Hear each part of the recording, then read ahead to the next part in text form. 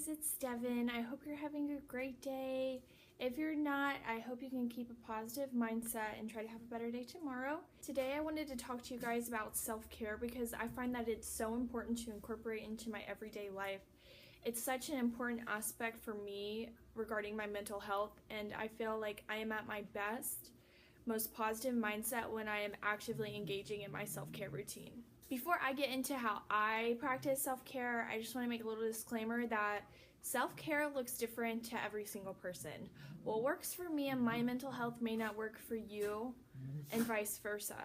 Also, when I first started getting into self-care, I would become so guilty if I didn't do every single thing on my self-care list for that day. And I've since realized that self-care is all about taking care of yourself and doing what you can to make yourself feel good. So if you don't do some aspect of your self-care routine every day, there's literally no reason to feel guilty about it because it's just there to help you.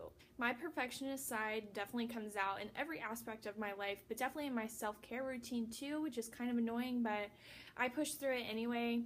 And it just makes me feel like I have to do everything in a particular order at a certain time every day.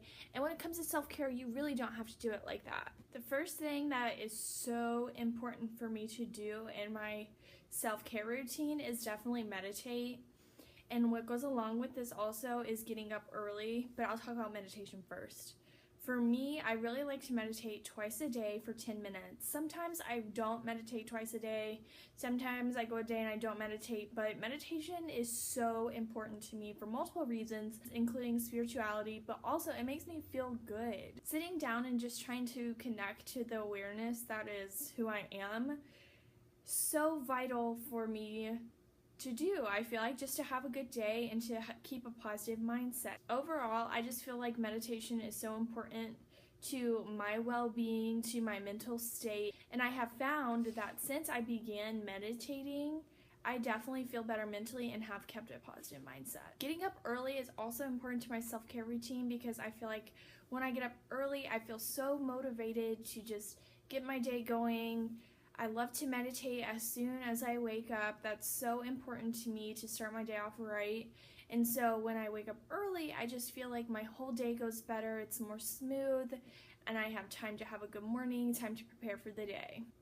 In that same breath though, I don't get up early every day. I give myself some leeway, you know. I don't want to be disappointed in myself because I feel too tired to get up in the morning. I just do my best every day to get up early, and if I don't, that's okay too. When I get up early, usually I like to get up at 5:20 so I can meditate for 10 minutes. And then another part of my self-care routine is to read for 30 minutes after I meditate. I find that reading twice a day for 30 minutes is just so good for my mental health. I love to read like a nonfiction self-help book in the morning before I start my day for 30 minutes, and then at night before I go to bed to wind down, I really like to read 30 minutes of some kind of fiction or stories. Right now I'm actually reading a book of ghost stories, which doesn't sound like it's the best for right before bed, but I really have enjoyed it.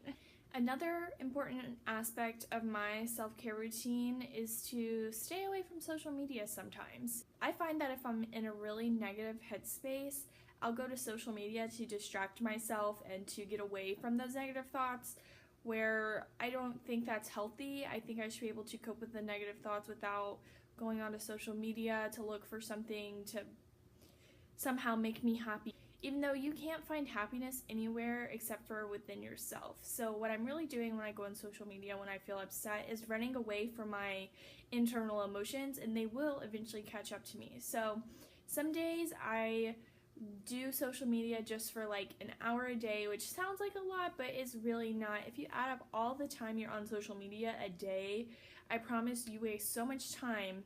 Well, I don't know you, but I assume a lot of people really do waste so much time on social media where they could be doing something productive and creative. Now, self-care is not always easy, it's not always fun, which sounds counterintuitive, but it's really not. For me, I really need a clean space. I need cleanliness around me. If I don't have cleanliness around me, my brain feels so scattered, I feel so off, I feel like I can't complete the other things I want to do for myself.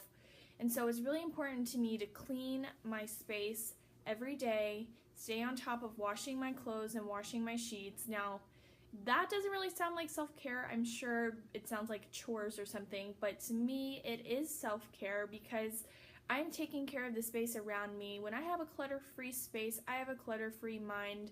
I feel like the feng shui just works better when you have less clutter around you, and it definitely helps my mental state. If I try to sit down and meditate on a day where the house is a wreck, I really have a very hard time clearing my thoughts. I think that cleanliness is just so important to me to keep a clear mental state. Sometimes I practice self-care that I don't do every day. That is like take a bath and read a book in the bath. I enjoy baths, but they're not for me every day because I kind of get warm in the bath.